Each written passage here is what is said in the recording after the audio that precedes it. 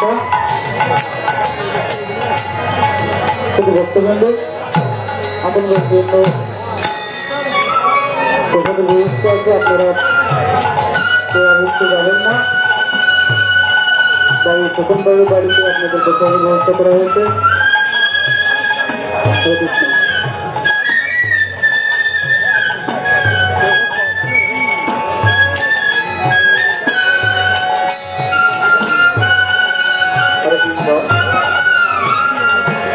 ভক্তমন্ডলী শিক্ষা ভক্ত ভক্তমন্ডলী আপনাদের জন্য প্রসাদের ব্যবস্থা আছে, কেউ প্রসাদ না নিয়ে যাবেন না।